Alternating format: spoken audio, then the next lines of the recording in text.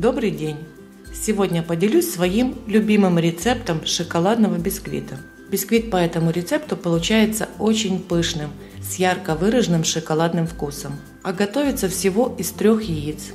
Для бисквита нам понадобятся яйца, сахар, мука, какао, разрыхлитель и щепотка соли.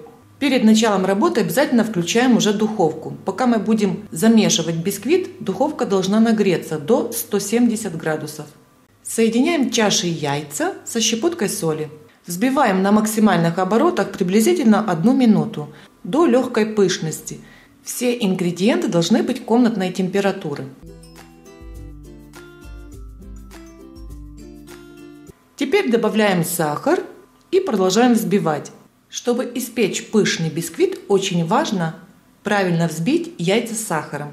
Яйца с сахаром нужно взбить в очень пышную пену. Масса должна увеличиться в объеме где-то в 5-6 раз. По времени это занимает по-разному, от 5 до 10 минут. Все зависит от мощности миксера.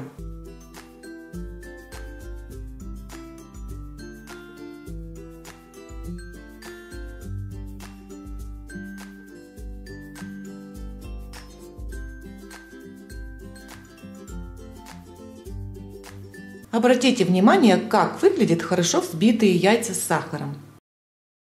Посмотрите, какой объем был сначала и после.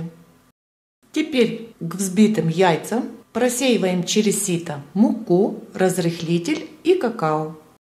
Просеянная мука с какао дополнительно наполняется кислородом, поэтому также хорошо влияет на то, чтобы бисквит был пышным.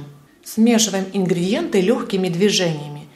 Это можно делать венчиком, либо лопаткой, кому как удобно. Смешивание ингредиентов не стоит затягивать, так как это тоже влияет на пышность бисквита. Тем более на шоколадный бисквит, так как какао имеет свойство осаживать белки. Готовое тесто выливаем в форму. У меня диаметр 18, застеленное пергаментом. Форму также нужно подготовить перед тем, как мы начнем замешивать бисквит. Как только мы залили тесто в форму, сразу ставим в духовку на 170 градусов и выпекаем 30-35 минут. Готовый бисквит проверяем шпажкой, она должна быть сухая. После этого накрываем полотенцем и оставляем, чтобы он остудился. Остывший бисквит вырезаем из формы. Посмотрите, как он хорошо поднялся. Он практически заполнил всю форму, а форма имеет 8 см высотой. Верх бисквита без шапки и без западины. Это значит, что бисквит приготовился очень хорошо. Из этого бисквита можно сделать полноценный торт. Его можно разрезать на 3 ровные части и промазать кремом. Разрезаем коржи очень аккуратно, так как бисквит действительно очень пышный и воздушный. На вкус имеет ярко выраженный аромат шоколада и в меру сладкий. Структура у него бархатистая. Если промазывать не очень плотным кремом, то он не нуждается в пропитке, так как сам по себе достаточно влажный и нежный. Очень надеюсь, что этот рецепт вам понравится. Рецепт и вся нужная информация есть также в описании под видео.